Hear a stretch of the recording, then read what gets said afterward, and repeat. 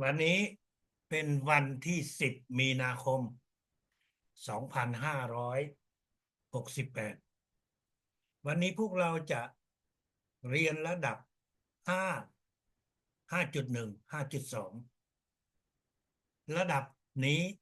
3 ระดับนี้ท่านอาจารย์ใหญ่สอนที่ประเทศไทยในช่วงเวลาปี253925402541ในระดับนี้เป็นระดับที่พวกเราทุกคนเคยตั้งคำถามไหมว่าพลังที่เรารับมาเนี่ยเรารับมาจากไหนทำไมเรานั่งอยู่ที่ไหนอยู่ในสภาพไหนเราก็สามารถรับพลังนี้ได้สิ่งที่พวกเราทุกคนก็พอที่จะคิดออกคิดได้ว่าอ๋อพลังนี้เรารับมาจากจักรวาลจักรวาลก็คืออยู่ทุกที่ทุกคนทุกแห่งแต่จักรวาลนี้มันคืออะไร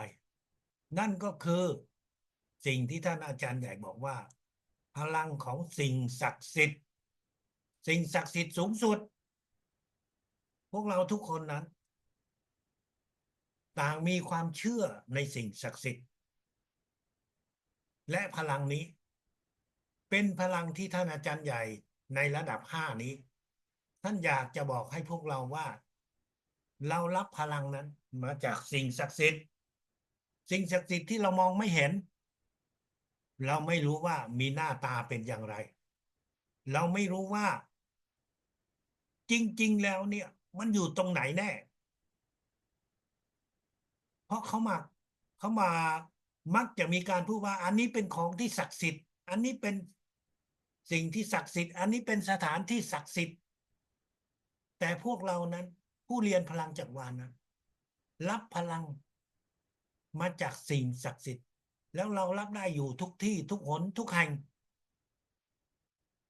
ไม่ว่าจะเป็นช่วงเวลาไหนไม่ว่าจะอยู่ในที่ใดเราก็รับพลังนี้ได้นั่นคือสิ่งที่เราจะต้องเข้าใจว่าวิชาพลังจักรวาลเป็นวิชาที่ให้เราความสามารถใช้มือของเราในการที่จะรับและส่งพลังจักรวาลในระดับ5นี้ท่านอาจารย์ใหญ่ก็ยังยืนยันให้กับพวกเราว่าพวกเราทุกๆวันจะต้องทำสมาธิด้วยการที่เราอยู่ในท่าที่เราคิดว่าเหมาะสมกับตัวเราจะนั่งก็ได้จะนอนก็ได้จะพิงเก้าอี้ก็ได้นั่งบนเตียงก็ได้นั่งอยู่ในที่ไหนที่เราคิดว่ามันสะดวกให้กับเรามันเหมาะสมให้กับร่างกายของเราเพราะมีหลายคนตัวใหญ่ร่างกายอ้วนนั่งพับเพียบไม่ได้นั่งสักแป๊บหนึ่งก็จะมีอาการปวดเมื่อยก็จะมีอาการเกร็งตัวชาจึงทำสมาธิไม่ได้ทำสมาธิอยู่ที่นี่มันหมายถึงว่าเราทำจิตของเราให้สงบส่วนร่างกายของเรานั้นจะอยู่ในท่าไหนก็สามารถที่จะท่าได้เมื่อท่านเริ่มทำสมาธิท่านต้องอธิษฐานถึงสิ่งศักดิ์สิทธิ์สูงสุดที่ท่านนับถือคนในโลกนี้เรานับถือศาสนาที่แตกต่างกันแต่ละประเทศก็จะมีการนับถือแต่ละบุคคลก็จะมีการนับถือสิ่งที่แตกต่างกันดังนั้นท่านอาจารย์ใหญ่จึงบอกให้เราว่าให้อธิษฐานถึงสิ่งศักดิ์สิทธิ์สูงสุดในความเชื่อถือของเราท่านอาจารย์ใหญ่เป็นคนเวียดนามท่านไม่ใช่เป็นคนที่นับถือศาสนาพุทธคนที่นับถือศาสนาพุทธ ศาสนาคริสต์อิสลามย่อมจะต้องมีกิจกรรมที่อยู่ในรูปแบบของทางศาสนาที่พวกเรารู้อยู่แล้วว่าจะต้องทำอะไรชาวเวียดนามโดยส่วนใหญ่จนถึงปัจจุบันเนี่ย80%เขาไม่ได้นับถือศาสนาเขาเคารพต่อศาสนาต่างๆแต่ถามว่าเขานับถือเหมือนกับที่พี่น้องคนไทยปฏิบัติหรือไม่ไม่ใช่เมืองไทยมีวัดเป็นหมื่นแต่เมืองเวียดนามมีวัดเพียงแค่เป็นร้อยไม่กี่วัดที่ใหญ่ๆนอกเหนือนั้นตามชนบทจะไม่มีวัดไม่เหมือนของไทยดังนั้นตอนที่ท่านอาจารย์ใหญ่สอนให้กับพวกเราว่าอธิษฐานถึงสิ่งศักดิ์สิทธิ์สูงสุดคือที่มาของพลังสิ่งศักดิ์สิทธิ์นี้ในทางวิทยาศาสตร์เขาพิสูจน์ไม่ได้ว่าสิ่งศักดิ์สิทธิ์มันอยู่ที่ไหนมันคืออะไรแต่ผู้ที่ปฏิบัติทางจิตวิญญาณผู้ที่ปฏิบัติทางธรรมเราตั้งชื่อว่าสิ่งศักดิ์สิทธิ์สูงสุดตามศาสนาที่เรานับถือและมันก็อยู่ทุกที่ทุกหนทุกแห่งแม้ว่าเราจะมีการสร้างสถานที่เหมือนกับในรูปภาพที่เราได้เห็นเป็นวัดเป็นโบสถ์เป็นสถานที่ที่เรายกย่องนับถือในวิชาพลังจักรวาล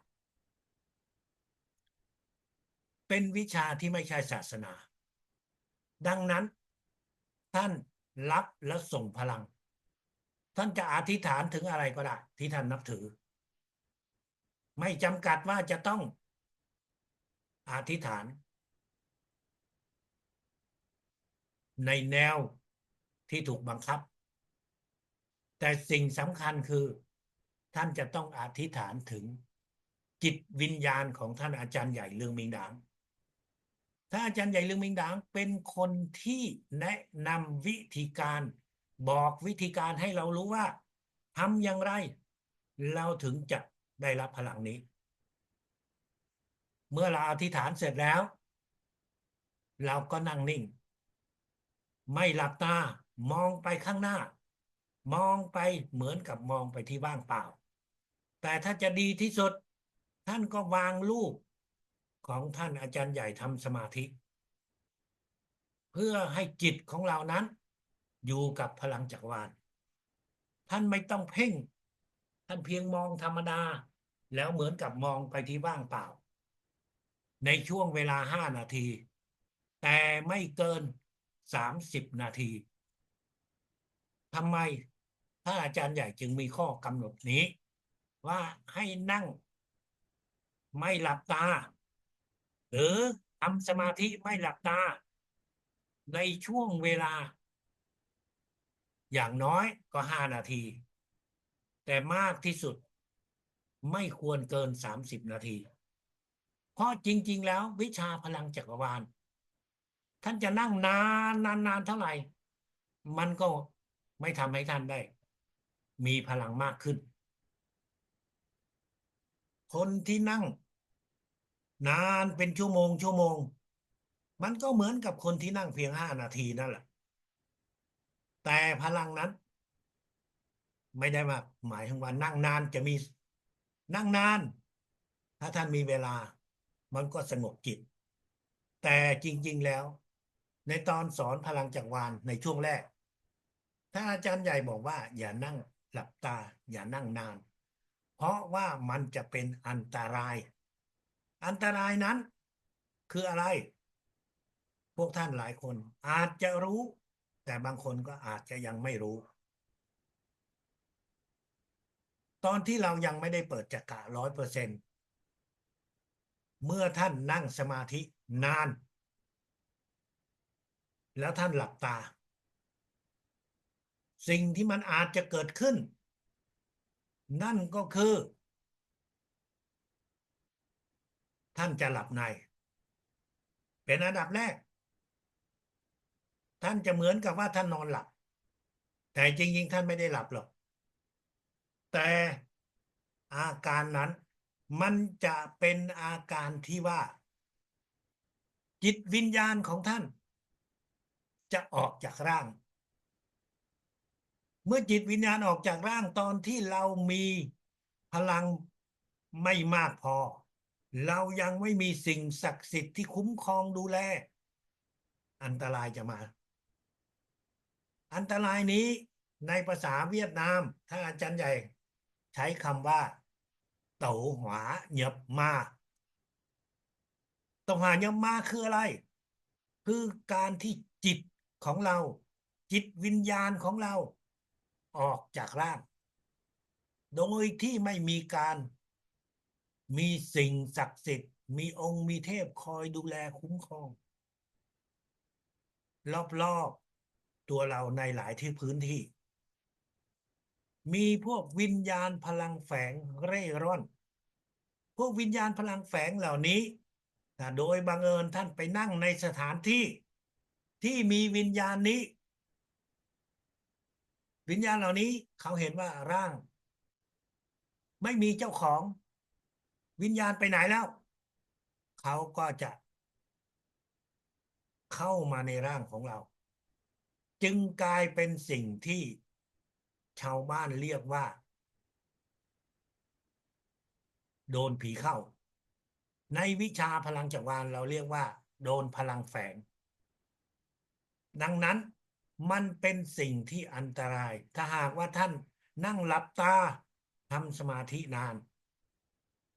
โดยเฉพาะอย่างยิ่งตอนที่ท่านยังไม่ได้เปิดจักระ100%ในระดับ1 2 3 4เราจะไม่พูดเรื่องนี้ออกมาให้กับคนทั่วไปเพราะเขาจะตกใจแต่เราจะมีข้อกำหนดว่านั่งแค่นี้พอ5 นาที10 นาทีพอนั่งหลายๆครั้งนั่งหลายๆรอบใน1 วันถ้าท่านมีเวลานั่ง1 ชั่วโมงก็ตอนนี้นั่ง10 นาที20 นาทีช่วงกลางวัน5 นาที10 นาทีช่วงเย็นก่อนหลับนอนก็เอาอีก5 นาที10 นาทีดีกว่าที่เรานั่งยาวเป็นหลายชั่วโมงดังนั้นสิ่งแรกที่ท่านจะต้องจดจำเอาไว้ว่าการทำสมาธิและรับพลังของระดับ4นี้ระดับ5นี้เราทำเหมือนกับระดับ4รักษาก็เหมือนกันทำสมาธิก็เหมือนกันเพียงแต่ว่าในระดับ5นี้ท่านอาจารย์ใหญ่เริ่มให้เรารู้แล้วว่าพลังที่เรารับมานะมาจากสิ่งศักดิ์สิทธิ์ไม่ใช่ของตัวเราไม่ใช่ของอาจารย์แต่เป็นของสิ่งศักดิ์สิทธิ์ดังนั้นไม่มีใครที่จะมาขัดขวางมาบอกว่าจะเอาพลังคืนมีผู้สอนบางคนก็ขู่ผู้เรียนว่าถ้าคุณไปถามคนอื่นไปถามผู้เรียนพลังจักรวาลสายอื่นคุณจะโดนดูดพลังกลับเป็นคำสอนที่แย่มากเพราะว่าพลังนี้มันเป็นของสิ่งศักดิ์สิทธิ์พลังนี้เมื่อท่านได้รับการเปิดจักระ100%แล้วพลังนี้จะอยู่กับท่านตลอดไปจนกว่าจิตของเรามีความคิดว่าฉันไม่เอาละพลังจักรวาลเบื่อแล้วไม่อยากเรียนไม่อยากฝึกพลังจักรวาลแล้วตอนนั้นท่านจะหมดความสามารถท่านไม่ต้องไปพูดกับใครไม่ต้องไปประกาศกับใครเพียงแต่ในจิตของเราคิดไม่เอาละพลังจักรวาลคุณก็จะสูญเสียพลัง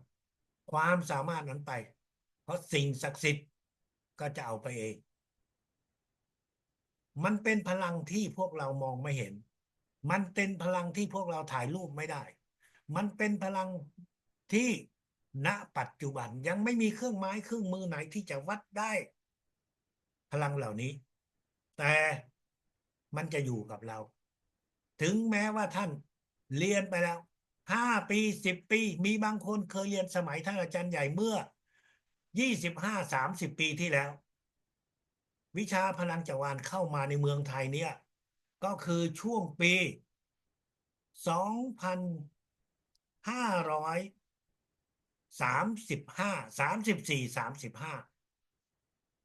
จนถึงวันนี้ก็คือปี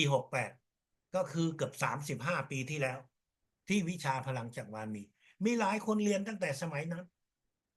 แต่แล้วเนื่องจากว่าตอนนั้นยังเป็นเด็กอยู่ยังเป็นหนุ่มเป็นสาวอยู่แต่ตอนนี้อายุ60แล้วจึงจำได้ว่าโอ้สมัยก่อนเคยเรียนแล้วตอนนี้ก็อยากจะกลับมาฝึกพลังจักรวาลใหม่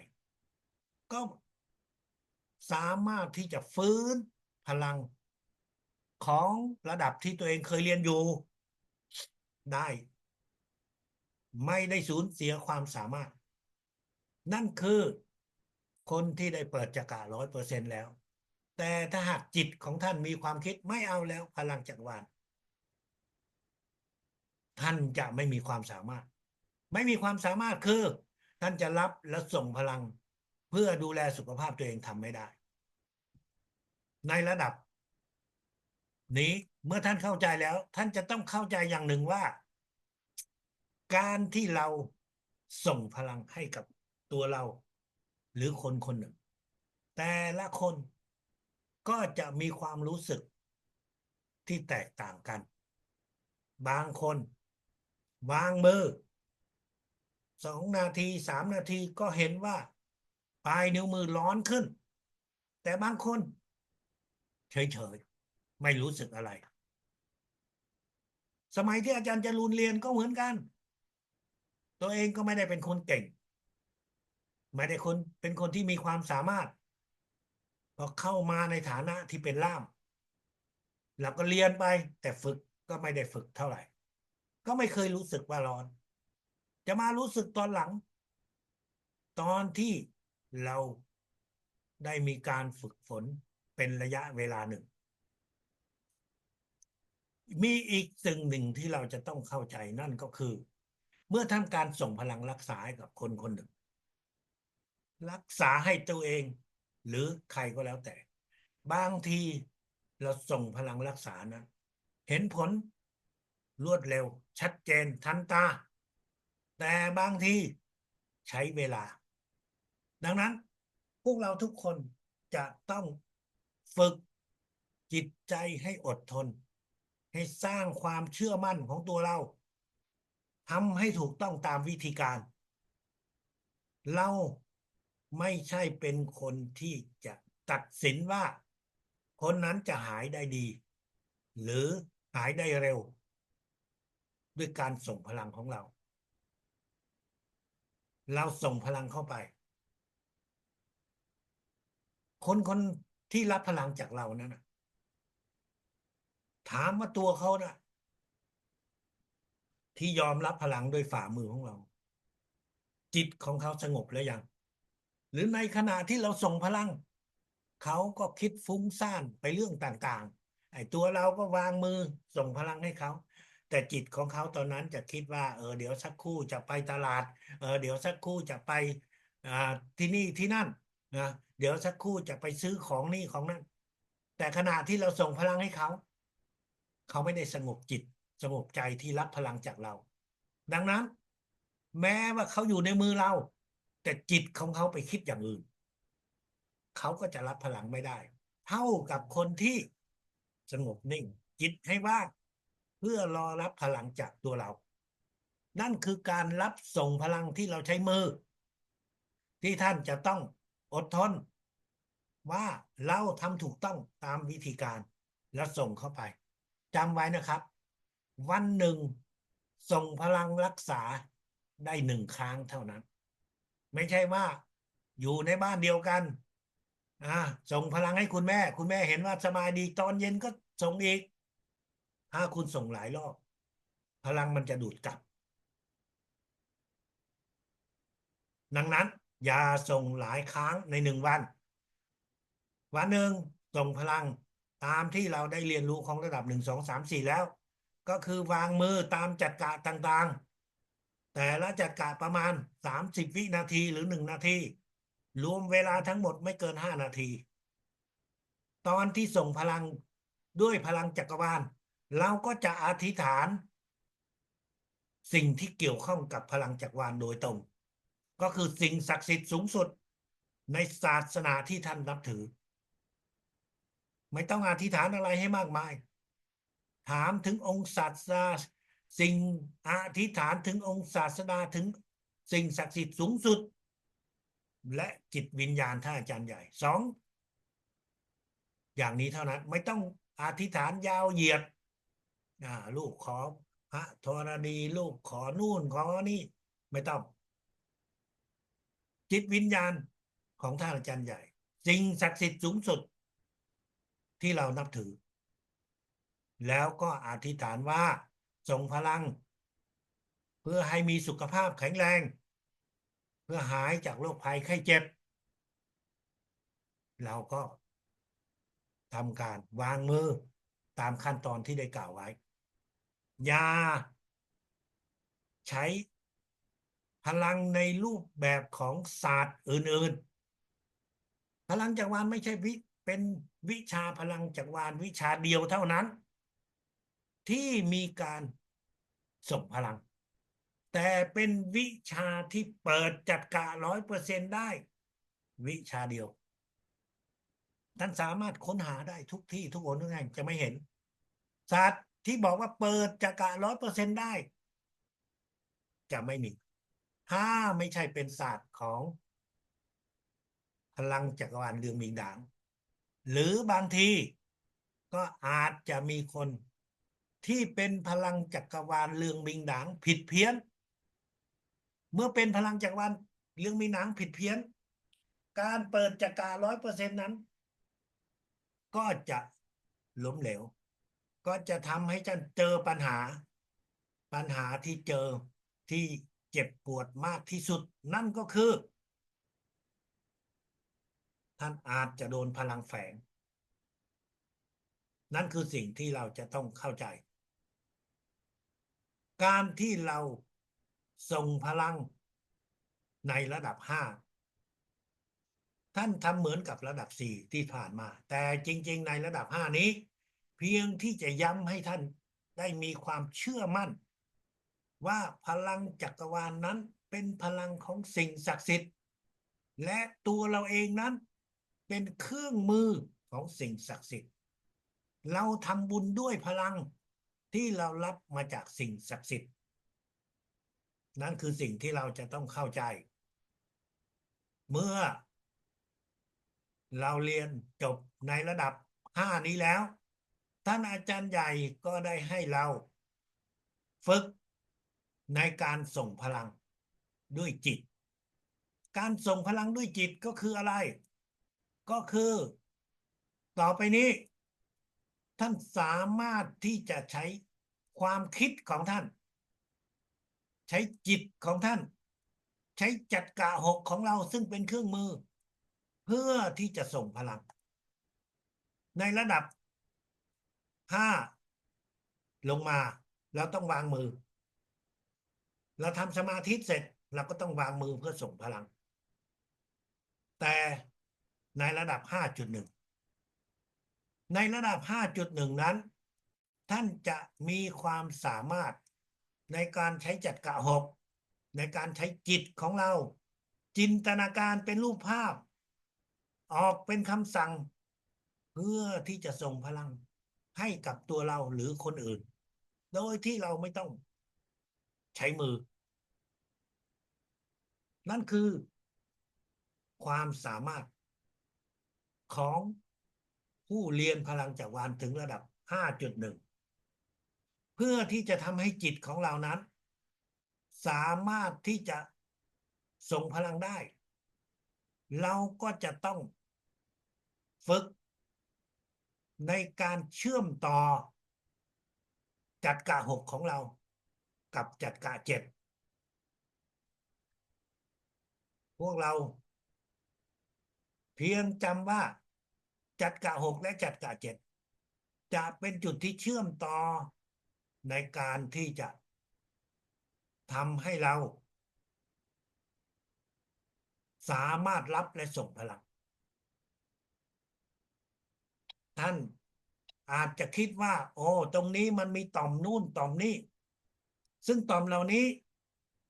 ในทางการแพทย์เขามีชื่อเป็นภาษาอังกฤษที่พวกท่านไม่เคยใช้ไม่เคยเรียนรู้มันก็ไม่ได้มีความหมายสำคัญอะไรกับเราเราเพียงจำว่าที่นี่จัดกะเจ็ดที่นี่จัดกะหกเราใช้จิตของเรามองเห็นจัดกะหกก็คือการเชื่อมต่อการเชื่อมจัดกะนี้ในระดับสี่ท่านได้รับการฝึกฝนมาแล้วที่ท่านอาจารย์ใหญ่หลอกให้พวกเราเป็นกุศโลบายว่าให้เราฝึกหมุนจัดกะแต่จริงๆแล้วนั่นคือการที่ทำให้พวกเรานั้นมีความสามารถในการที่จะมองเห็นจัดกะการที่เรามองเห็นจัดกะด้วยการที่เราฝึกหมุนจัดกะมันเป็นวิธีการที่จะทำให้เราอยู่ในระดับห้านี้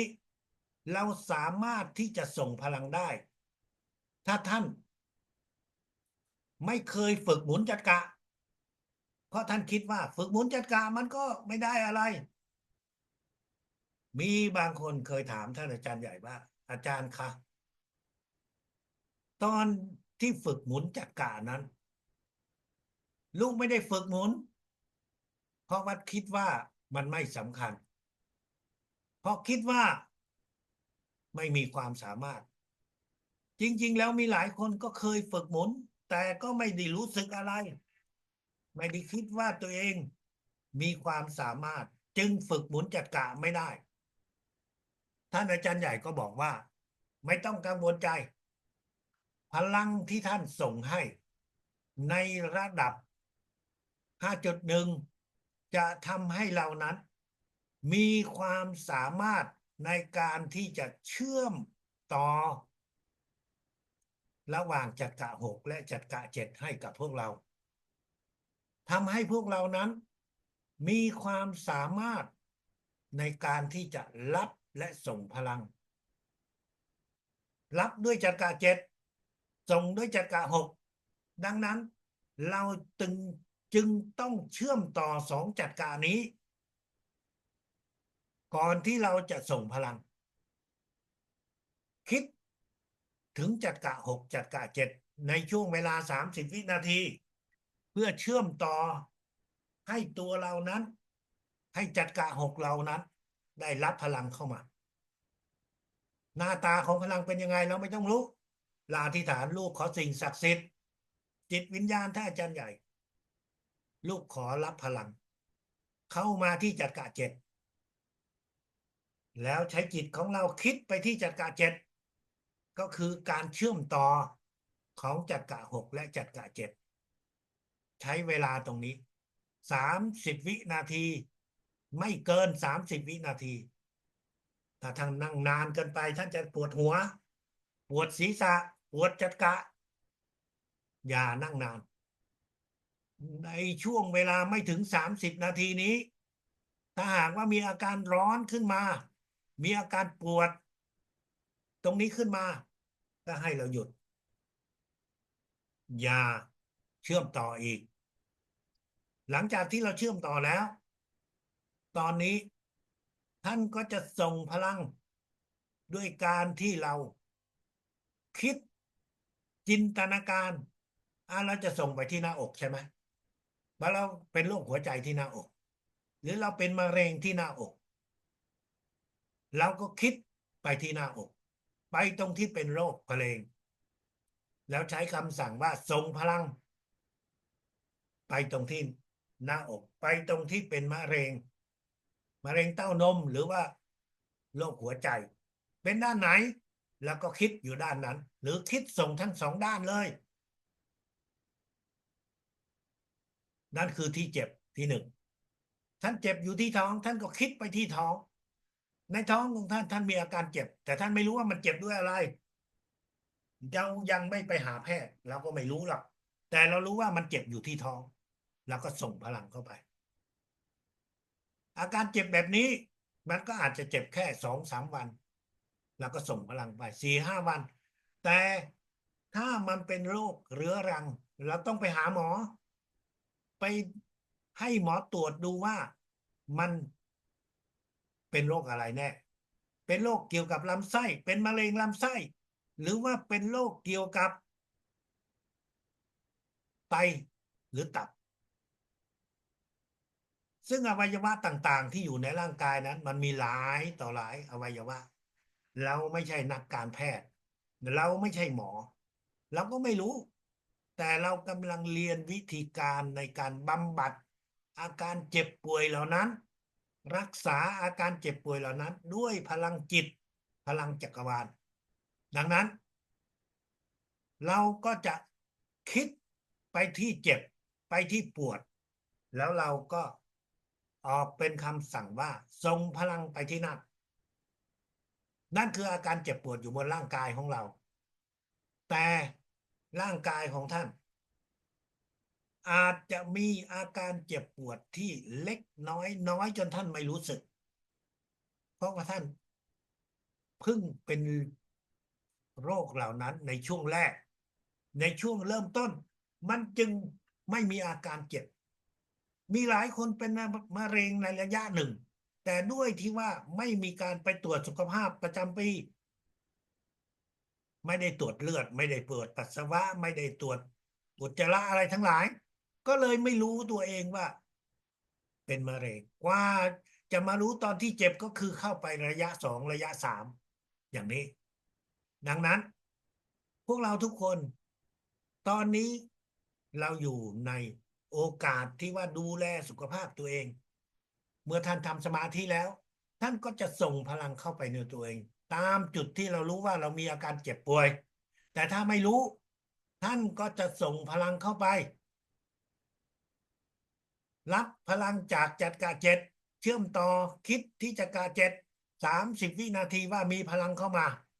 แล้วหลังจากนั้นท่านก็คิดไปที่จักระห้าส่งไปจักระสี่รับแล้วส่งรับพลังด้วยจักระหกจักระเจ็ดส่งไปทีละจักระทีละจักระเพื่อให้ร่างกายของเรารวมทั้งจุดฟอกเลือดเพื่อร่างกายของเรานั้นจะได้รับพลังเข้าไปในร่างกายได้เต็มที่ในวันนี้ท่านเห็นท่านปกติแข็งแรงแต่ท่านลองนึกดูตามอายุไขร่างกายของเรานั้นตามภาษาชาวบ้านเราเรียกว่าแก่ลงแก่ลงตามภาษาทางแพทย์เขาเรียกว่า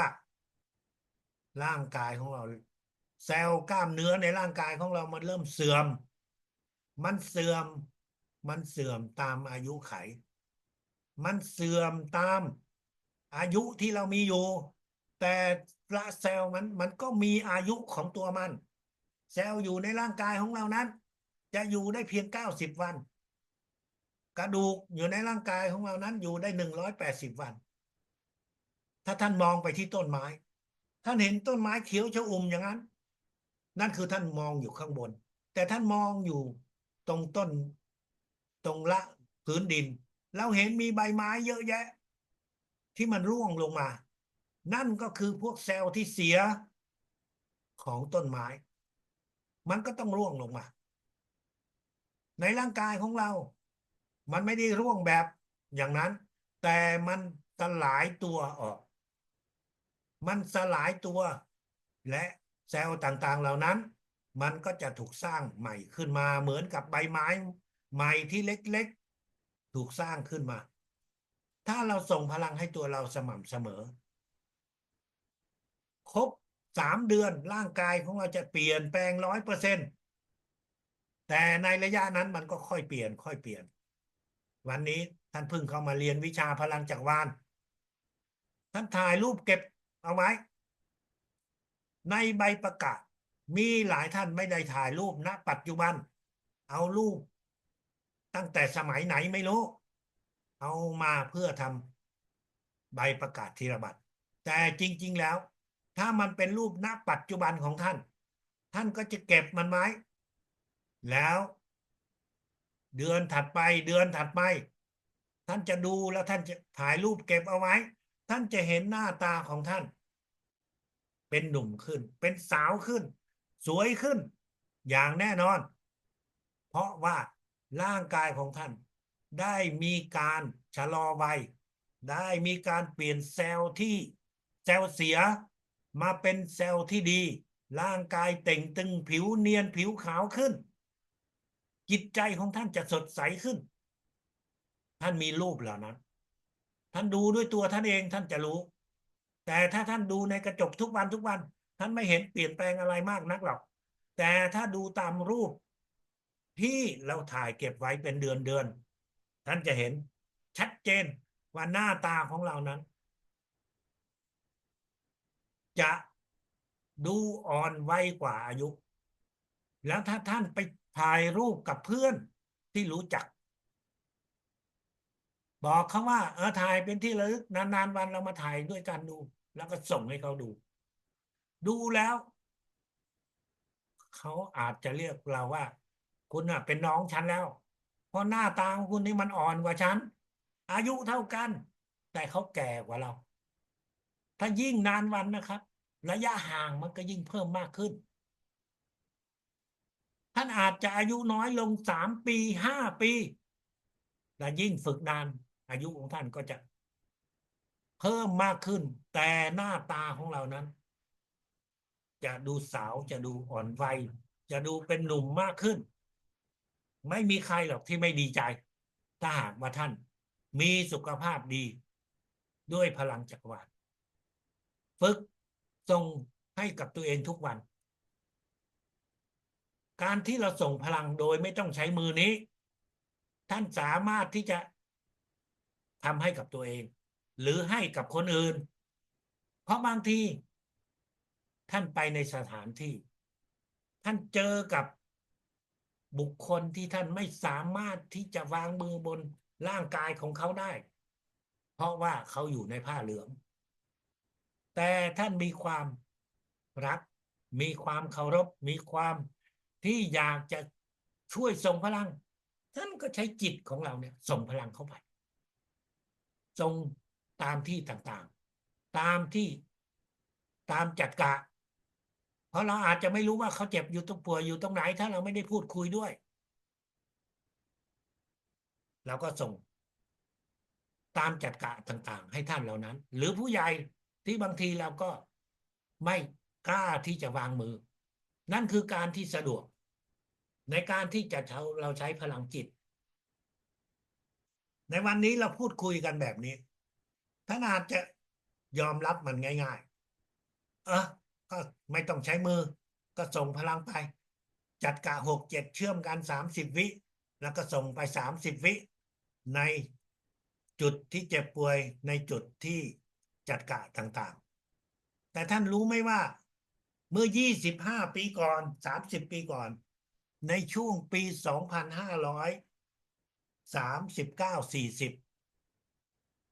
ผู้เรียนพลังจักรวาลที่เป็นหมอเป็นแพทย์ของทางยุโรปที่ครั้งแรกเขาเรียนพลังจักรวาลบอกว่าไม่ต้องใช้มือใช้จิตคิดส่งไปแต่พวกเขาก็ไม่ได้เชื่อ100%พวกเขาจึงทำการทดสอบด้วยการที่เอาเซลล์มะเร็งใส่เข้าไปในหลอดแก้วหลายร้อยหลอดแล้วก็ตั้งชื่อ A1 A2 A3 ไปถึง A10 B1 B2 B3 ถึง B10 ตั้งชื่อไปตามรหัสแล้วเอาหลอดแก้วเหล่านี้ไปวางอยู่ในที่ต่างๆห่างจากกัน200 300 500 กิโลเมตรอยู่ในที่ยุโรปวางในสถานที่ต่างกันแล้วเขาก็ให้ผู้เรียนพลังจักรวาลทั้งหลายที่เข้ามาร่วมในงานวิจัยนี้ทรงพลังด้วยระยะเวลาที่แตกต่างกันบางกลุ่มเขาก็ส่ง1 นาทีบางกลุ่มก็ส่ง3 นาที5 นาที 10 นาที15 นาทีระยะทางที่แตกต่างกันระยะเวลาที่แตกต่างกันเพื่อดูซิว่าทรงพลังทางไกลมันได้จริงหรือไม่หลังจากที่เขาได้ทำการส่งพลังไปหลายเดือนเขาก็รวบรวมทั้งหมดเหล่านั้นมาที่ห้องแลบท่านต้องรู้นะครับการวิเคราะห์ในห้องแลบนี่มันเสียค่าใช้จ่ายนะมันไม่ใช่ของฟรีดังนั้นกลุ่มคนเหล่านั้นเขามีเงินทุนที่จะทำงานวิจัยนี้ได้แล้วมันก็ไม่ใช่ว่าเงินน้อยท่านลองไปถามดูท่านอยากจะตรวจโรคต้องเสียค่าใช้จ่ายกี่พันต่อหนึ่งการตรวจซึ่งสิ่งเหล่านี้มันบ่งบอกว่าอยากจะทำวิจัยท่านจะต้องมีเรียกว่าปัจจัยมากพอที่จะทำการค้นคว้าวิจัยสำหรับท่านไหนที่เคยเรียนในทางการแพทย์เคยเรียนในมหาวิทยาลัยท่านจะรู้ว่าการทดสอบแบบนี้มันใช้เวลาและใช้เงินทุน พวกแพทย์ยุโรปเหล่านี้เขาได้ทำวิทยานิพนธ์ขึ้นมางานวิจัยขึ้นมาแล้วมาส่งมอบให้ท่านอาจารย์ใหญ่ว่านี่คือสิ่งที่พวกเขาได้ทดสอบซึ่งท่านอาจารย์ใหญ่ได้มอบงานวิจัยเหล่านี้ที่มหาลัยทางแพทย์แผนทางเลือกของประเทศศรีลังกาโคลัมโบมหาลัยโคลัมโบเพื่อที่จะยืนยันว่าวิชาพลังจักรวาลที่ส่งทางไกลนั้นอ่ะมันได้รับการยืนยันด้วยทางวิทยาศาสตร์ไม่ใช่วิทยาศาสตร์ทางปากแต่วิทยาศาสตร์ทางห้องแลบวิทยาศาสตร์ที่ใช้เงินมหาศาลในการที่จะทำวิจัยตรงนี้และผลของงานวิจัยนี้มันบอกว่าไม่ว่าจะส่งในระยะทางไหนพลังจักรวาลที่เข้าไปช่วยในร่างกายเหล่านั้นได้ผลเหมือนกันหมดระยะทางไหนส่งไปเซลล์มะเร็งก็มีปฏิกิริยาเหมือนกันหมดแต่ต่างกันก็คือถ้าส่งพลังมากเกินกว่าที่อาจารย์ใหญ่กำหนดมากเกินกว่าที่อาจารย์ใหญ่กำหนดคือเกินกว่า5 นาทีนั่นแหละเซลล์เหล่านั้นมีการเติบโตมากมายเตเติบโตหมายถึงว่าเซลล์มะเร็งนั้นมันเกิดการพัฒนามะเร็งเพิ่มมากขึ้นมากขึ้นนั้นหมายถึงว่าถ้าคุณส่งพลังมากเกินกว่าที่สิ่งศักดิ์สิทธิ์ได้กำหนดเอาไว้ผลก็คือพลังมันถูกดูดกลับดังนั้นเซลล์มะเร็งนั้นถูกกระตุ้นให้พัฒนาให้เพิ่มจำนวนเซลล์มากขึ้นแต่ในขณะเดียวกันพวกที่ส่งน้อยกว่า5 นาทีก็จะมีผลทำให้เซลล์มะเร็งลดลงเซลล์มะเร็งที่ถูกเรียกว่าหายไปมากที่สุดก็คืออยู่ในช่วงเวลาที่ท่านอาจารย์ใหญ่ได้บอกไว้มันเป็นสิ่งที่ถ้าเราไม่ได้เห็นวิทยานิพนธ์นั้นเราก็อาจจะไม่เชื่อในทางวิทยาศาสตร์เราคิดว่ามันก็อาจจะได้หรืออาจจะไม่ได้แต่นักวิทยาศาสตร์ที่เป็นแพทย์ทางยุโรปเขาไม่ได้เชื่อแบบง่ายๆเขาจึงทำการทดสอบและด้วยการส่งพลังนี้จึงทำให้ยืนยันว่าการส่งพลังทางไกลนั้นโดยใช้จิตก็จะเป็นการส่งพลังที่ดีที่สุดถ้าท่านมีความสามารถส่งทางกายแล้วเราจะใช้มือเราได้หรือไม่เราก็ยังใช้มือเราได้เหมือนกันและเราควรจะใช้มือหากว่าเรา กับคนคนนั้นยังอยู่ในสถานที่เดียวกัน แต่ถ้าเราไม่ได้อยู่ในสถานที่เดียวกันเราก็ใช้วิธีทางไกล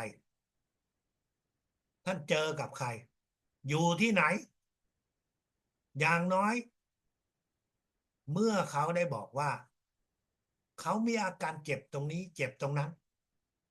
ท่านก็แสดงตัวออกว่าฉันเพิ่งเรียนพลังจักรวาลมาไม่รู้ว่ามันจะดีมากน้อยขนาดไหนแต่ฉันมีความเชื่อและฉันปฏิบัติกับตัวฉันเองก็เห็นว่าดีอยู่แล้วแต่ตอนนี้คุณอยากทดสอบไหมถ้าอยากทดสอบก็นั่งนิ่งเดี๋ยวฉันจะวางมือส่งพลังวางมือไปที่จักระ6-7ของเขาวางมือไปที่จุดที่เขาเจ็บปวดแต่การวางมือนี้มันเป็นเพียงการวางมือทางจิตวิทยาแต่เราส่งพลังด้วยจิตเราคิดเชื่อมต่อ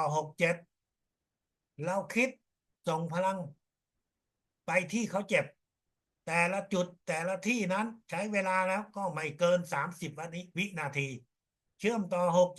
6-7แล้วก็คิดส่งพลังไปตรงที่เขาเจ็บตรงที่เขาป่วยส่งเข้าไปที่จักระของเขามือของเราท่านอยากจะวางอยู่กับที่ก็ได้หรือท่านจะเคลื่อนย้ายมือไปจุดต่างๆโดยเฉพาะจุดที่เขามีอาการเจ็บท่านทำเพียงครั้งเดียวในวันนั้นเมื่อเขากลับไปเขาอาจจะโทรกลับมาบอกว่าโอ้อาการเจ็บที่คุณวางมือนั้นมันหายไปแล้วไม่มีอาการเจ็บแล้วเขาอาจจะบอกว่าวันก่อนๆที่เขานอนไม่หลับแต่ตอนนี้ได้รับพลังที่เราส่งไปเขานอนหลับสบายนั่นก็คือเป็นกำลังใจให้กับเราแล้วเขาอาจจะถามว่าถ้าอย่างนี้ต้องเจอกันทุกวันไหมแล้วก็ว่าไม่ต้องแต่คุณยินดีจะรับพลังตอนที่เราโทรไปหาเขาเขามองหาเรา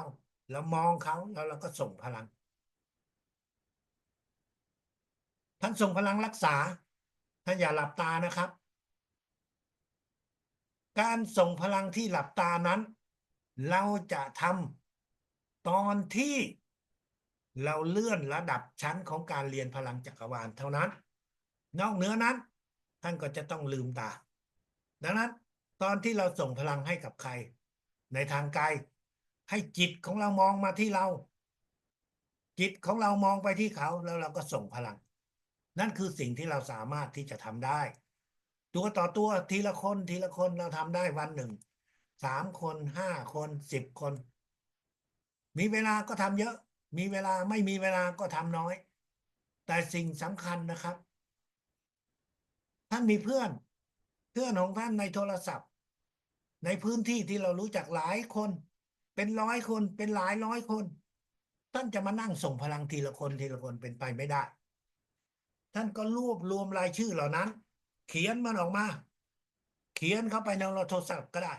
หรือเขียนลงมาบนแผ่นก็ได้แบ่งเป็นกลุ่มที่1กลุ่มที่2กลุ่มที่3อย่างน้อยก็แบ่งเป็น3 กลุ่มมากกว่านั้นก็ยิ่งดีแล้วเมื่อแบ่งเป็นกลุ่มแล้วตอนที่เราส่งพลัง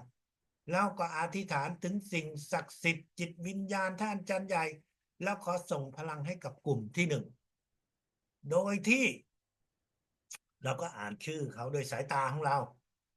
นะ10 คน20 คนเราก็อ่านแป๊บเดียว2-3 วินาทีเราก็ไปแล้วถ้ายิ่งอ่านหลายครั้งเราก็ยิ่งจดจำหลังจากนั้นเราใช้ตัวเราเป็นหุ่นเรารับพลังมาที่6-7ของเราเราคิดในจิตเราว่า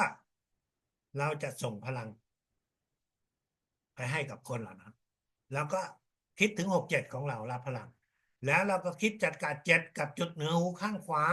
7กับจุดเหนือหูข้างซ้ายก็คือส่งพลังไปที่สมองของเขาแต่เอาตัวเราเป็นหุ่นแล้วก็รับแล้วก็ส่งไปที่จักระ5แล้วก็รับแล้วก็ส่งไปที่จักระ3รวมเวลาทั้งรับทั้งส่ง30 วิไปเรื่อยๆครบทุกจักระแล้วก็ฟอกเลือด ท่านส่งไป1 กลุ่มก็ใช้เวลาประมาณ5 นาที2 กลุ่มก็10 นาทีถ้าท่านมีเวลามากท่านก็แบ่งหลายๆ กลุ่มเพื่อให้เรานั้นได้ฝึกส่งพลังเป็นกลุ่ม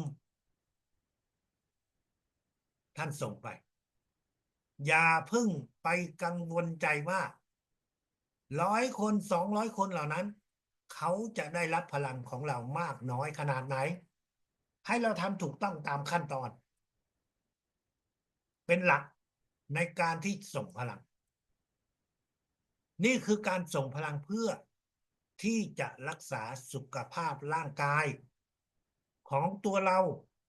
และของคนต่างๆที่เราจะช่วยเหลือ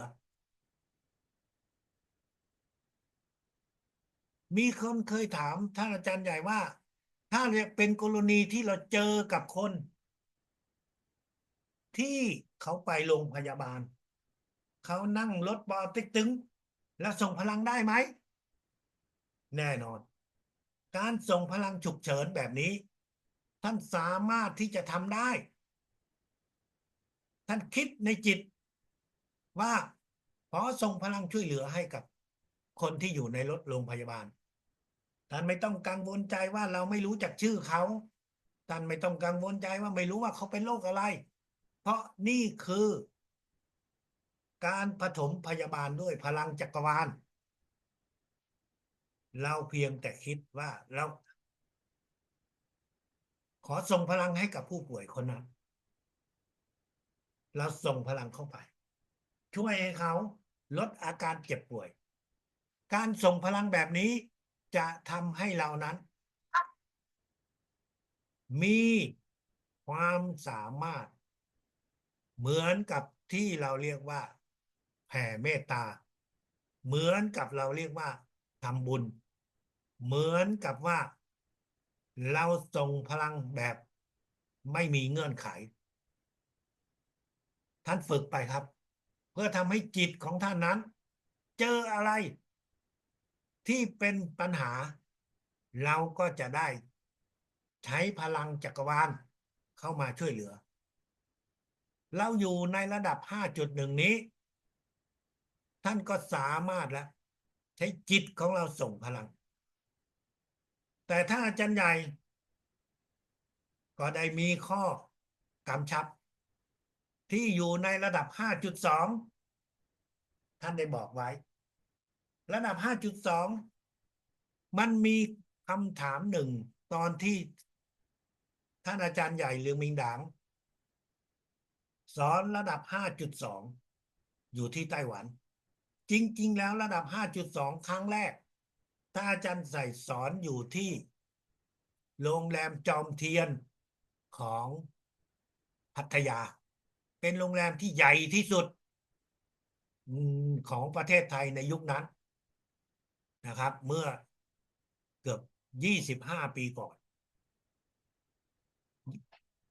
มากมากกว่า25 ปี26-27 ปีก่อนโรงแรมจอมเทียนพัทยาถ้าอาจารย์ใหญ่ได้สอนที่นั่นให้พวกเราได้รู้ว่าความสามารถในการส่งพลังโดยที่เราเรียกว่าส่งลับหลังส่งลับหลังไปเพราะว่าคนคนนั้นจะเห็นด้วยหรือไม่เห็นด้วยเราก็ส่งได้แล้วส่งไปแล้วมีชื่อเขาแล้วเราจะส่งพลังแต่ถ้าอาจารย์ใหญ่บอกว่าคุณจะส่งพลังคุณจะต้องระมัดระวังระมัดระวังคืออะไรมีผู้หญิงที่ไต้หวันตอนที่เรียนระดับ5.2ก็ถามท่านอาจารย์ใหญ่ว่าลูกจะส่งพลังให้กับสามีเพราะสามีชาวไต้หวันมีข้อดีอย่างหนึ่งคือไปที่ภาคไหนเขาก็จะซื้อบ้านเพิ่มเพื่อที่จะให้ผู้หญิงที่นั่นช่วยดูแลบ้านเขาอยู่ภาคกลาง แต่เขาไปภาคเหนือเขาก็ซื้อบ้านเพิ่มอยู่ที่ภาคเหนือให้ผู้หญิงภาคเหนือดูแลพอเขาไปทำงานที่ภาคใต้เขาก็จะให้ผู้หญิงที่ภาคใต้ดูแลผู้หญิงภาคกลางก็เลยถามว่าอาจารย์คะลูกจะส่งพลังเพื่อให้สามีนั้นกลับมาที่บ้านทุกคนได้ยินได้ฟังก็เข้าใจแล้วคำถามนี่หมายถึงว่าดึงสามีกลับมาทุกคนก็หัวเราะกันใหญ่คำถามนี้ถ้าอาจารย์ใหญ่ตอบว่าทำได้ยิ่งมีการหัวเราะชอบใจแล้วท่านอาจารย์ใหญ่ก็ถามว่าถามจริงๆนะคุณส่งพลังให้เขาแต่ไอ้ผู้หญิงทางเหนือท่านก็ไปสอนพลังจักรวาลผู้หญิงทางใต้ท่านก็มีสอนพลังจักรวาลเขาก็ส่งพลังเหมือนกับคุณนี่แหละสิ่งศักดิ์สิทธิ์ก็เลยต้องตัดสินไม่ใช่ศาลสิ่งศักดิ์สิทธิ์ตัดสินเพราะคุณขอกับสิ่งศักดิ์สิทธิ์ตัดสินให้แต่ละคนได้เท่ากันคนละ1 สัปดาห์โอ้คราวนั้นหัวเราะกันใหญ่มากเลยในฐานะที่เป็นล่ามอาจารย์จรูนก็ต้องหัวเราะเหมือนกันเอ๊ะทำไมอาจารย์พูดแบบนี้แต่แล้วท่านก็อธิบายบอกว่าจริงๆแล้วพวกเราต้องรู้ว่าที่อาจารย์พูดเนี่ยคืออาจารย์พูดเล่นไม่ได้พูดจริงจังหากว่าคุณส่งพลังแบบเห็นแก่ตัวเพราะคุณดึงสามีกลับมาคุณสะกดจิตเขาจะเป็นการส่งพลังที่จะทำให้คุณนั้นค่อยๆสูญเสียกำลังใจค่อยๆไม่มีความสามารถดังนั้นแม้ว่าคุณจะมีพลังที่จะส่งให้กับคนอื่นแต่คุณจะใช้พลังนี้ไปสะกดจิตส่งพลังในรูปแบบที่เรียกว่าเห็นแก่ตัวเพราะบางคนก็ยังคิดว่าเอ๊ะเดี๋ยวจะส่งพลังในเรื่องธุรกิจทุกเราสามารถที่จะส่งพลังในเรื่องธุรกิจได้แต่เราจะต้องส่งแบบที่เรียกว่าเพื่อสร้างความสุขเพื่อที่จะสร้างสุขภาพให้กับคนอื่นไม่ใช่ส่งพลังไปเพื่อที่จะบังคับเพื่อที่จะสะกดจิตคนอื่นในระดับ5.1 5.2นี้พลังของเรายังไม่มากพอที่จะไปทำสิ่งเหล่านั้นแต่ท่านอาจารย์ใหญ่ก็กำชับให้เรารู้ว่าอย่าส่งพลังในรูปแบบที่เห็นแก่ตัวนั้นเพราะถ้าส่งแบบนั้นไป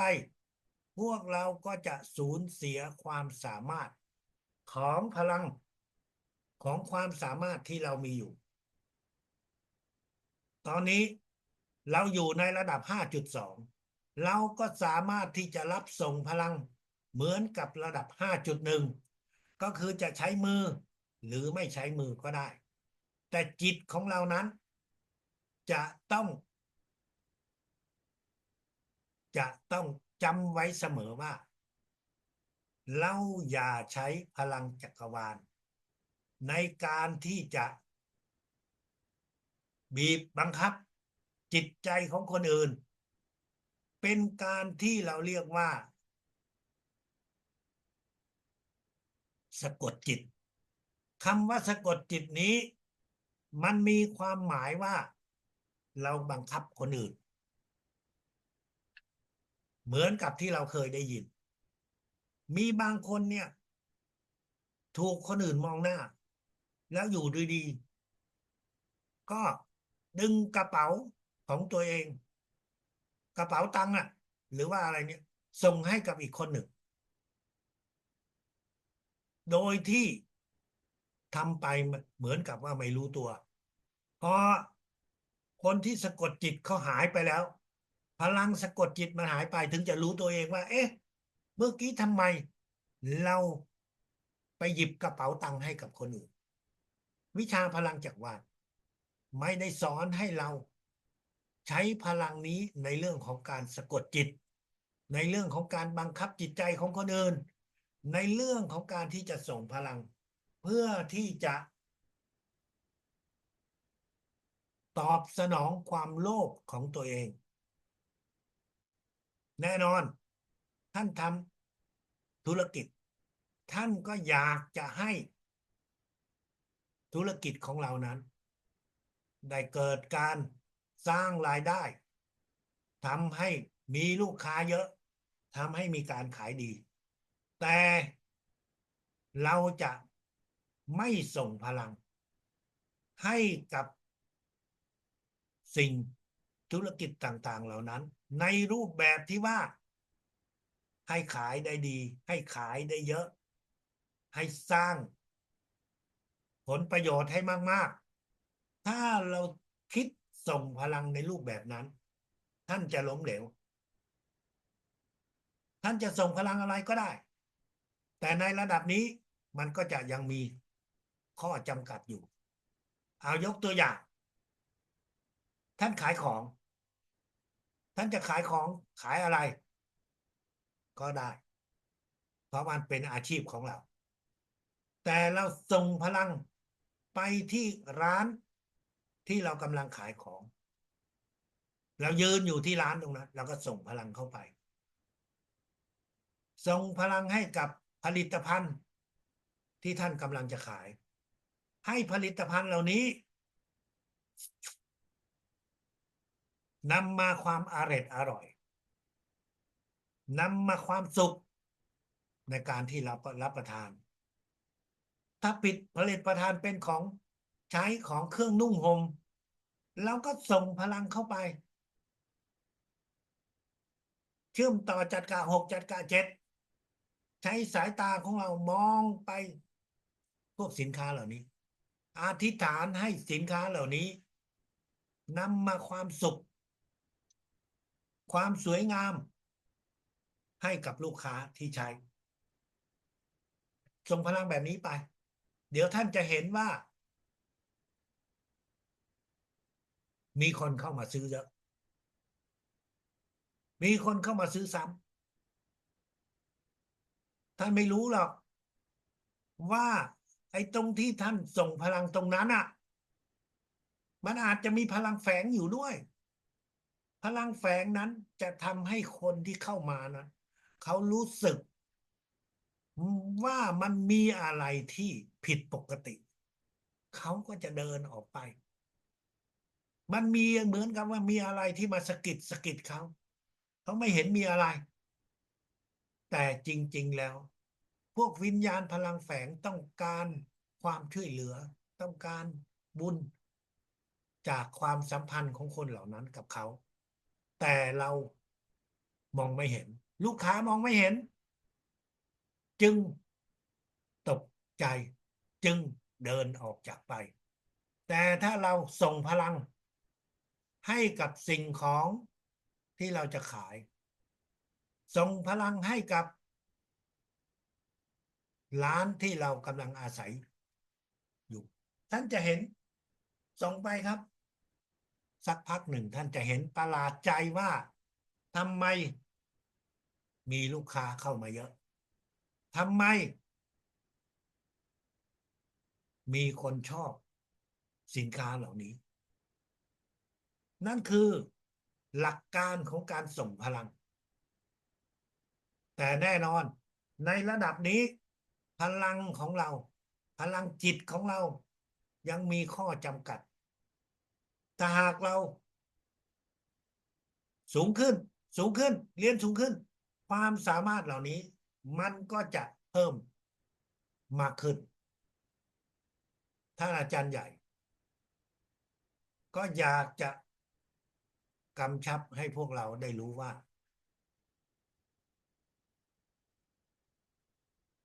ในชีวิตของพวกเรานั้นคนที่อยู่รอบข้างของเราคนที่เป็นลูกค้าของเราคนที่เป็นคนที่รู้จักของเราในบางครั้งเขาอาจจะมีคำพูดเขาอาจจะมีการที่ ถกเถียงพูดคุยกับเรา ให้จำไว้ว่า สิ่งที่เขาพูด คือสิ่งที่ถูกต้อง มันเหมือนกับทางโลกที่เรามักจะพูดว่า ลูกค้าก็คือพระเจ้า แต่ตรงนี้ถ้าอาจารย์ใหญ่กำลังบอกว่า หากว่าท่านอยากจะฝึกพลังจักรวาลได้ดี ท่านจะต้องฝึกสงบจิตสงบใจ อย่าทำให้จิตให้ใจเราฟุ้งซ่านโดยเฉพาะอย่างยิ่ง เมื่อเราพูดคุยกับใคร เขาอาจจะมีความคิดที่แตกต่างกับเรา เขาอาจจะมีความรู้ที่แตกต่างจากเรา เขาอาจจะมีความเข้าใจที่แตกต่างจากเรา เมื่อเราพูดคุยกับใคร อย่าไปถกเถียงเอาชนะกับเขา เรามีสิทธิ์ที่จะพูดคุย เมื่อเราพูดคุยแล้ว เราเห็นว่า สิ่งที่เขาโต้ตอบกลับมานั้น ไม่ได้อยู่ในแนวความคิดเดียวกันกับเรา เราก็จะหยุด และจำไว้ว่า เขาพูดถูก แต่ถูกของเขา ไม่ถูกของเรา ถูกของเขาเพราะอะไร เพราะว่าเขาได้รับข้อมูลแค่นั้น เพราะว่าเขามีความรู้แค่นั้น เพราะว่าความสามารถในการที่จะวิเคราะห์ จากข้อมูลที่เขามีอยู่ มันได้แค่นั้น ดังนั้น เราจะไม่ไปถกเถียงกับเขา เรารับฟังเขา เพื่อเรารู้ว่า โอ้ เขาคิดแบบนี้ ไอ้ตัวเราเองก็ไม่ใช่ว่าจะเก่งกาจอะไรที่จะรู้ทุกสิ่งทุกอย่าง ดังนั้นบางทีเราเป็นคนผู้เข้าใจผิด เมื่อเขาเถียงกับเรา เราเห็นว่าเขาเถียงไปแล้ว ไม่เหมือนกับที่เราคิด เราก็ต้องหยุด เรายังไม่รู้หรอกว่าเราผิด เราคิดว่าเราถูก แต่จริงๆเราผิด เพราะความรู้เราไม่มีพอ เพราะเราไม่มีข้อมูล แต่เราหยุดเอาไว้ เพื่อที่จะทำให้เราอยู่ในสภาพของความสงบทางจิตใจ เหมือนกับที่อาจารย์ใหญ่ใช้คำว่า เขาพูดถูกของเขา แต่มันไม่ได้ถูกของเรา เมื่อท่านมีคาถานี้ เขาพูดถูกของเขา แต่มันไม่ได้ถูกของเรา เราก็จะยินดีรับฟังเขา เราก็จะยินดีแก้ไขตัวเรา เราก็จะยินดีที่จะเปลี่ยนแปลงกับตัวเราหากว่าเราผิดจริง เพราะถ้าเรามีเวลาคิดตรวจสอบเราก็อาจจะรู้ว่า เราไม่มีความรู้ เราไม่มีข้อมูลตรงนี้ เราถือว่าผิด แต่ในบางครั้งคนอีกฝั่งหนึ่ง เขาต่างหากที่ไม่มีความรู้ เขาต่างหากที่ไม่มีความเข้าใจ แต่เราไม่จำเป็นที่ต้องไปชนะครับเขาทำอะไร อย่างนี้จิตของเราจะสงบ จิตของเราก็จะฝึกในวิชาพลังจักรวาลได้ดี ถ้าหากว่าท่านไม่จดจำตรงนี้ ชีวิตประจำวันของเรานั้น มีสารพัดอย่างที่จะทำให้จิตของเรานั้นฟุ้งซ่านทำให้จิตของเราคิดมากทำให้จิตของเรานั้นไม่สงบ ถ้าแบบนั้นเราก็จะพัฒนาทางจิตวิญญาณของเราได้ยาก นั่นคือสิ่งที่ท่านอาจารย์ใหญ่ ต้องการให้เราได้เข้าใจ เพื่อเราจะฝึกในการเรียนรู้ทางจิต เราต้องทำให้จิตของเราสงบได้ก่อน ด้วยการที่เราจะพูดอะไร เราก็จะต้องอย่าไปเถียงอะไรกับใคร อย่าไปแสดงตัวให้ชนะให้ได้ เมื่อพูดคุยแล้ว ไม่อยู่ในร่องรอยเดียวกัน เราบอกตัวเราเองว่าหยุด หยุดด้วยการบอกว่า เดี๋ยวฉันไปห้องน้ำก่อน หยุดด้วยการบอกว่าฉันมีธุระที่จะต้องไป หยุดด้วยการบอกว่า เดี๋ยวฉันจะต้องโทรศัพท์ อะไรก็ได้ หยุดแบบสุภาพ หยุดแบบที่ทำให้จิตของเรานั้นสงบ สูดเข้าไปทางจมูก แล้วก็เป่าออกทางปาก3 ครั้ง สูดเข้าไปทางจมูกแล้วเป่าออกทางปาก3 ครั้งนั่นคือสิ่งที่พวกเราจะต้องเข้าใจสรุปคือในระดับ5.1 5.2เราก็ทำสมาธิอยู่ในความสงบทำจิตให้นิ่งมองไปข้างหน้าอธิษฐานถึงสิ่งศักดิ์สิทธิ์จิตวิญญาณท่านจันใหญ่ให้เราได้ฝึกสมาธิอย่างมีประสิทธิภาพใช้เวลา5 นาทีอย่างน้อยไม่เกิน30 นาทีใช้พลังรักษา1 วันครั้งเดียวเท่านั้นยารักษาเกินกว่า1 ครั้งยารักษาเกินกว่า5 นาทีอย่าใช้พลังทางศาสตร์อื่นๆเข้ามาร่วมในช่วงเวลาที่เราส่งพลังจักรวาลท่านจะเรียนรู้อย่างอื่นก็เรียนรู้ไปวิชาพลังจักรวาลไม่มีข้อห้ามรักษาใครอย่าคิดที่จะได้ผลประโยชน์ทางปัจจัยทางเงินทองกับผู้ที่เราสะสมพลังรักษาท่านสามารถใช้พลังจักรวาลร่วมกับถ้าท่านเป็นแพทย์ทันตแพทย์หรือว่าเป็นศาสตร์รักษาที่ไม่ใช้พลังจิตท่านก็สามารถที่จะใช้ได้อย่างเช่นการนวดการสะกดจุดการบีบนวดการฝังเข็มพลังจักรวาลท่านจะส่งทางไกลก็ได้ท่านจะส่งด้วยมือก็ได้แต่พยายามจำไว้ว่าการฝึกรักษาด้วยมือถ้าได้วันละ1 คนก็ยอดเยี่ยมถ้าได้มากกว่านั้นยิ่งดีในยุคสมัยก่อนผู้เรียนพลังจักรวาลในระดับ5.1 5.2หรือ1 2 3ในยุคเมื่อ30 ปีก่อนนั้นเขาก็มักจะเขียนป้ายอยู่หน้าบ้านตามชนบทนั่นแหละช่วยบำบัดรักษาโรคช่วยบำบัดโรคด้วยพลังจักรวาลไม่ได้ทำอะไรเพียงแค่วางมือแค่นั้นพวกเราทุกคนส่งทางกายได้เราก็จะส่งทางกายแต่ถ้ามีจังหวะไหนที่จะแสดงออกด้วยมือได้สัก1 ครั้งเราก็ควรที่จะปฏิบัติจบระดับ5 5.1 5.2ตอนนี้ใครมีคำถามอะไรท่านก็สามารถที่จะถามได้นะครับเชิญครับ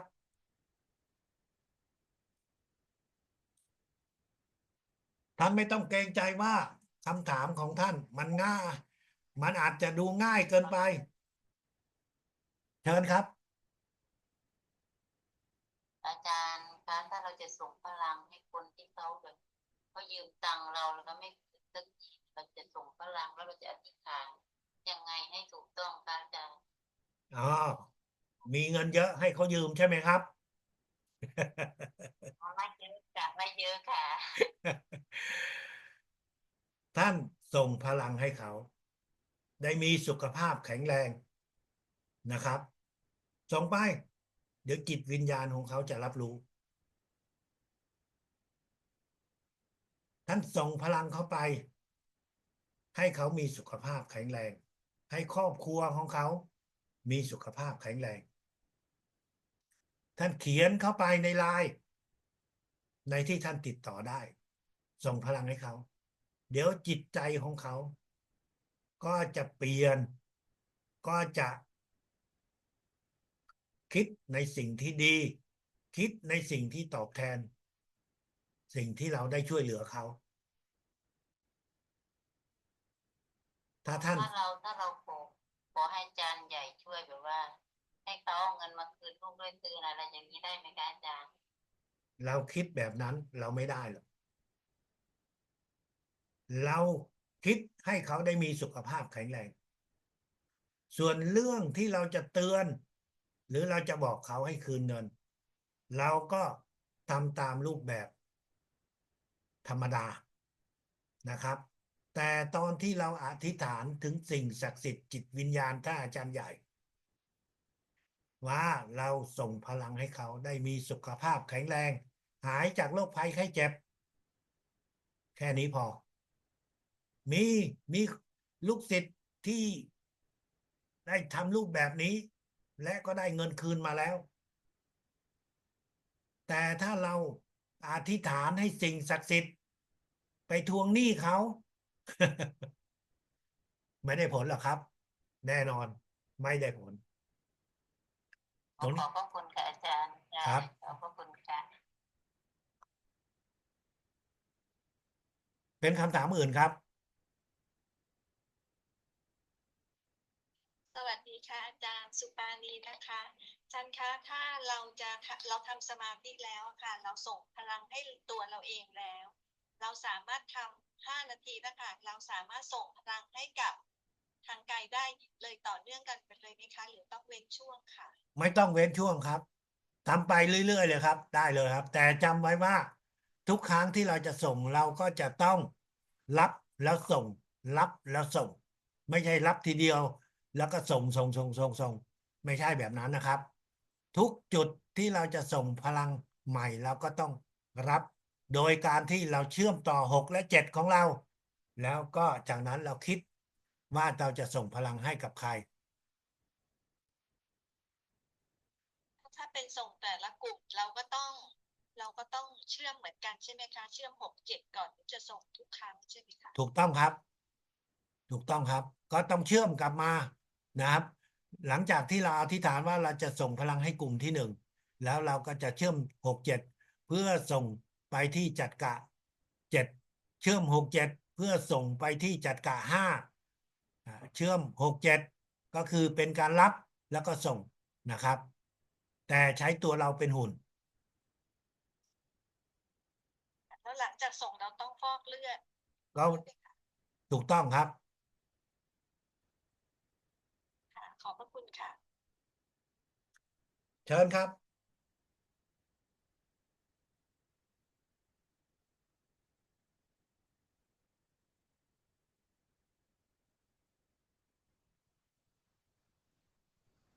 ถ้าท่านยังมีคำถามอยู่หลังจากที่ฝึกปฏิบัติอย่าลืมส่งคำถามเข้าไปในกลุ่มนะครับเพื่อที่จะให้พี่เลี้ยงอาจารย์ท่านอื่นได้ส่งพลังได้แนะนำให้กับพวกเราและมันก็เป็นการที่เราทำบุญให้กับคนอื่นผู้ที่เรียนพลังจักรวาลได้รู้ถึงวิธีการถึงประสบการณ์ต่างๆ การเรียนพลังจักรวาลนั้นนอกจากที่เราจะต้องรู้จักขั้นตอนต่างๆให้ถูกต้องแล้วแต่สิ่งสำคัญคือท่านอย่าตั้งใจทำผิดท่านอาจจะทำผิดโดยบังเอิญได้แต่ท่านตั้งใจทำผิดตั้งใจทำผิดคืออะไรคือท่านใช้เวลานานเกินไปท่านรู้ว่าเวลาทั้งหมดเพียง5 นาทีแต่ท่านก็ส่งพลังไปเป็น10 นาที15 นาทีท่านรู้ว่าส่งวันหนึ่งได้1 ครั้งแต่ท่านก็ยังส่งพลังครั้งที่2ครั้งที่3อันนั้นคือตั้งใจทำผิดถ้าตั้งใจทำผิดก็คือเราจะปวดเมื่อยในร่างกายเราจะ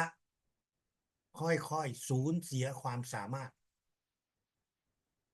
แต่ถ้าเราโดยบังเอิญเราทำผิดเดี๋ยวสิ่งศักดิ์สิทธิ์ก็จะเตือนเราอย่างเช่นว่าเราคิดว่าเราส่งพลังไปที่จัดกะสีแต่ปรากฏว่าพอเราเริ่มคิดเริ่มจินตนาการเริ่มออกคำสั่งมันก็ไปที่จัดกะสีอ่ะแสดงว่าสิ่งศักดิ์สิทธิ์ได้มาเตือนเราโลกที่เรากำลังอยากส่งนั้นมันอยู่ที่จัดกะสีนะครับดังนั้นเราก็จะส่งไปที่จัดกะสีแล้วเราค่อยกลับมาส่งไปที่จัดกะต่างๆที่ยังเหลืออยู่ให้เราเขียนเราจดเอาไว้ในช่วงแรกๆเพื่อเราจะได้ไม่สับสนแต่พอช่วงหลังเราเริ่มชำนาญแล้วเราก็ไม่จำเป็นที่จะต้องจดอีก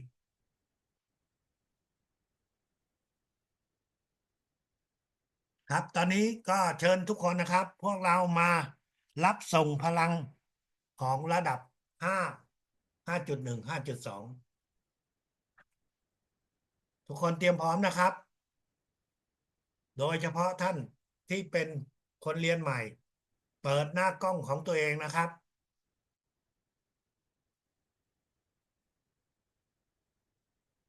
อธิษฐานนะครับ ลูกขอสิ่งศักดิ์สิทธิ์จิตวิญญาณท่านอาจารย์ใหญ่ ให้ลูกได้รับพลังความสามารถ ของระดับ5 5.1 5.2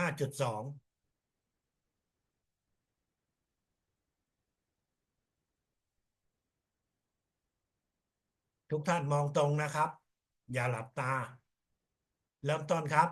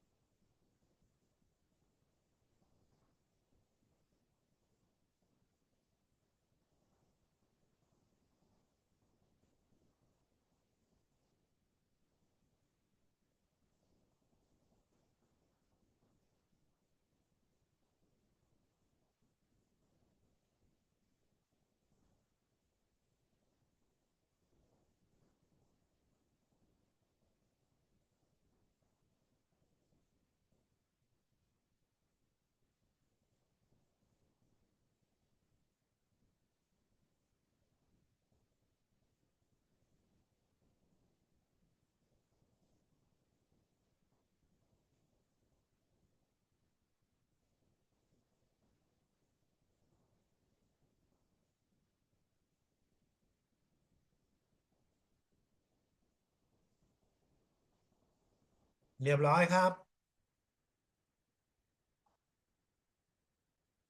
สวัสดีครับ สวัสดีค่ะ ครับ สวัสดีทุกคนครับ ขอบคุณครับ